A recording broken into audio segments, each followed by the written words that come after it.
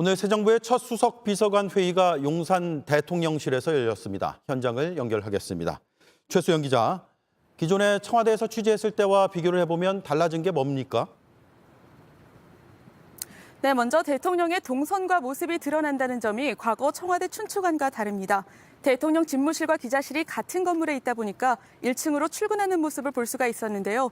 오늘도 대통령이 들어오는 길에 취재진들이 가까이에서 직접 질문할 수 있었습니다. 이 모습은 한번 보겠습니다. 네, 대통령 2층에도 다 입주했어요? 네. 책상도 다 이제 마련하고.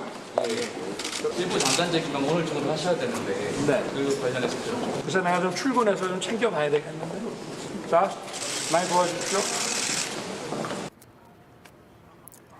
네, 이 외에도 대통령이 외빈을 마중 나가거나 배웅하는 모습도 볼 수가 있었습니다. 다만 매번 가까이 갈 수 있는 건 아니고요. 보안 문제 때문에 사전에 협의가 된 경우에 근접 취재가 가능합니다.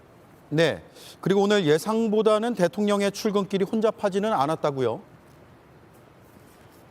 네, 맞습니다. 일단은 관저가 아직 공사 중이기 때문에 오늘도 서초동 자택에서 출근을 했습니다.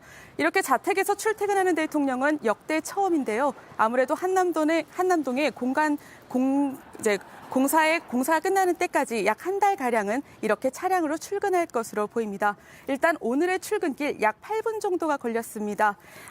특별한 교통 혼잡은 없는 것으로 알려졌습니다. 네, 대통령실은 아직 공사가 한참 진행되고 있죠.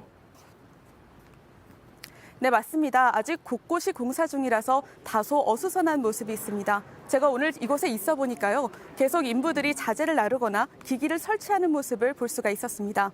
한미 정상회담이 오는 21일에 이곳에서 열립니다. 그러다 보니까 리모델링에 상당히 속도를 내고 있는 모습입니다. 네, 첫 수석 비서관 회의에서는 물가 얘기부터 꺼냈군요.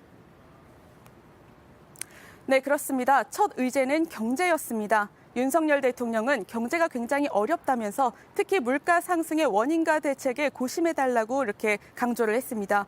이를 위해서 참모진들의 소통을 강조했는데요. 구두 밑창이 다를 만큼 각 부처 간에 돌아다녀라라고 이렇게 주문했습니다. 네, 알겠습니다. 용산 대통령실 앞에서 최수연 기자가 전해드렸습니다.